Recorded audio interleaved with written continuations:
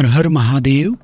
स्वागत है सभी भक्तों का आपके अपने YouTube channel the Sanatan digital में। तो आज हम आपको सुनाने जा रहे हैं शिव महापुराण का अध्याय 19 सती खंड का, जिसका सार है सती और शिव के द्वारा अग्नि की परिक्रमा, श्री हरि द्वारा शिव तत्व का वर्णन, शिव का ब्रह्मा जी को दिए हुए वर के अनुसार वेदी पर सदा के लिए अवस्थान तथा शिव और सती का विदा हो कैलाश पर जाना। ब्रह्मा जी कहते हैं, नारद, कन्यादान करके दक्ष ने भगवान शंकर को नाना प्रकार की वस्तुएं दहेज में दी। यह सब करके वे बड़े प्रसन्न हुए। फिर उन्होंने ब्राह्मणों को भी नाना प्रकार के धन बांटे। तत्पश्चात लक्ष्मी सहित भगवान विष्णु शंभु के पास आए और हाथ जोड़कर खड़े हुए और यूं बोले, देवादिदेव महादेव, दया सागर प्रभु, आप संपूर्ण जगत के पिता हैं और सती देवी सबकी माता है।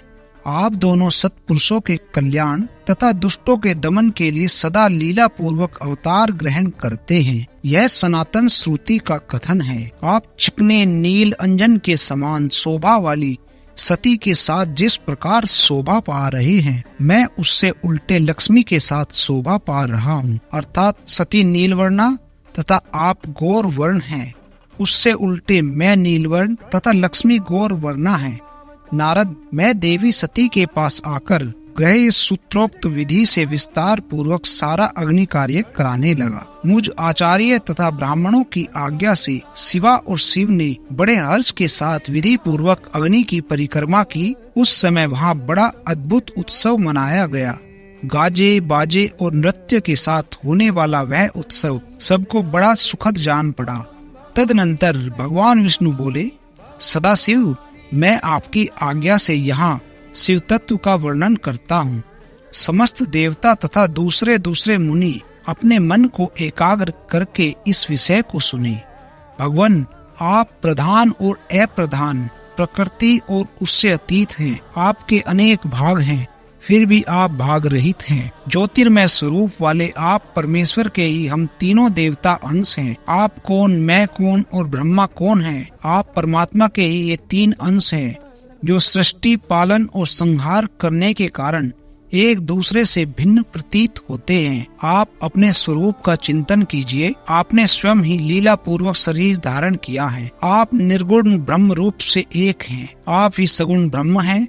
हम ब्रह्मा, विष्णु तथा रुद्र तीनों आपके अंश हैं। जैसे एक ही शरीर के भिन्न भिन्न अवयव, मस्तक, ग्रीवा आदि नाम धारण करते हैं, तथापि उस शरीर से वे भिन्न नहीं हैं, उसी प्रकार हम तीनों अंश आप परमेश्वर के ही अंग हैं, जो ज्योतिर्मय आकाश के समान सर्वव्यापी एवं निर्लेप स्वयं ही अपना धाम, पुराण, कुटस्थ, अव्यक्त, अनंत, नित्य तथा दीर्घ आदि विशेषणों से रहित निर्विशेष ब्रह्म हैं। वही आप शिव हैं, अतः आप ही सब कुछ हैं। ब्रह्मा जी कहते हैं, मुनीश्वर भगवान विष्णु की यह बात सुनकर महादेव जी बड़े प्रसन्न हुए। तदनंतर उस विवाह यज्ञ के स्वामी परमेश्वर शिव प्रसन्न हो लौकिक गति का आश्रय ले हाथ जोड़ खड़े हुए और मुझ ब्रह्मा से प्रेम पूर्वक बोले। शिव ने कहा, ब्राह्मण, आपने सारा वैवाहिक कार्य अच्छी तरह संपन्न करा दिया है। अब मैं प्रसन्न हूँ। आप मेरे आचार्य हैं। बताइए आपको क्या दक्षिणा दूं? सुरज्येष्ठ, आप उस दक्षिणा को मांगिए।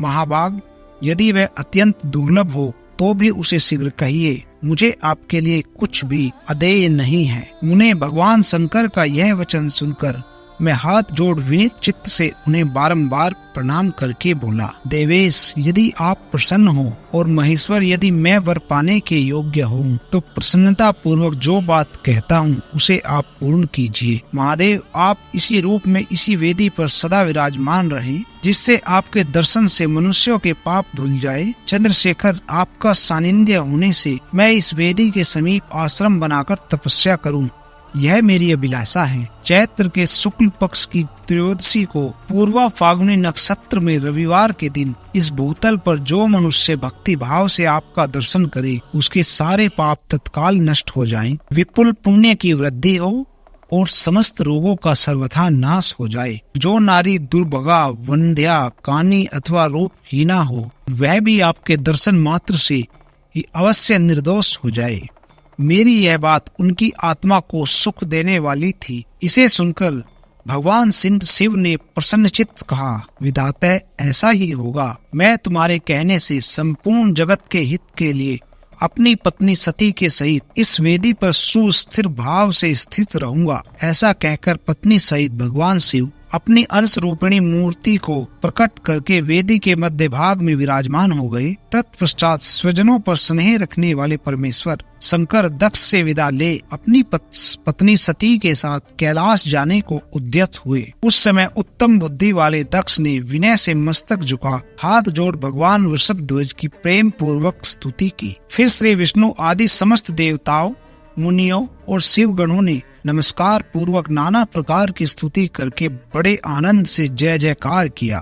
तो बोलिए हर हर महादेव। तदनंतर दक्ष की आज्ञा से भगवान शिव ने प्रसन्नता पूर्वक सती को वृषभ की पीठ पर बिठाया और स्वयं भी उस पर आरूढ़ हो वे प्रभु हिमालय पर्वत की ओर चले। भगवान शंकर के समीप वृषभ पर बैठी हुई सुंदर दांत और मनोहर हास वाली सती अपने नील श्याम वर्ण के कारण चंद्रमा में नीली रेखा के समान शोभा पा रही थी। उस समय उन नव दंपति की शोभा देख श्री विष्णु आदि समस्त देवता, मरीचि आदि महर्षि तथा दूसरे लोग ठगे से रह गए, हिलडुल भी न सके और दक्ष भी मोहित हो गए। तत्पश्चात कोई बाजा बजाने लगा, दूसरे लोग मधुर स्वर से गीत गाने लगे। कितने ही लोग प्रसन्नता पूर्वक शिव के कल्याण में उज्जवल यश का गान करते हुए उनके पीछे पीछे चले। भगवान शंकर ने बीच रास्ते से दक्ष को प्रसन्नता पूर्वक लौटा दिया और स्वयं प्रेमाकुल हो प्रमथ गणों के साथ अपने धाम को जा पहुँचे। यद्यपि भगवान शिव ने विष्णु आदि देवताओं को भी विदा कर दिया था, तो भी वे बड़ी प्रसन्नता और भक्ति के साथ पुनः उनके साथ हो लिए। उन सब देवताओं, प्रमथ गणों और अपनी पत्नी सीता के साथ हर्ष भरे शंभु हिमालय पर्वत से सुशोभित अपने कैलाश धाम में जा पहुँचे। वहाँ जाकर उन्होंने देवताओं, मुनियों तथा दूसरे लोगों का बहुत आदर सम्मान करके उन्हें प्रसन्नता पूर्वक विदा किया। शंभु की आज्ञा ले वे विष्णु आदि सब देवता तथा मुनि नमस्कार और स्तुति करके मुख पर प्रसन्नता की छाप लिए अपने अपने धाम को चले गए। सदा शिव का चिंतन करने वाले भगवान शिव भी अत्यंत आनंदित हो हिमालय के शिखर पर रहकर अपनी पत्नी दक्ष कन्या सती के साथ विहार करने लगे।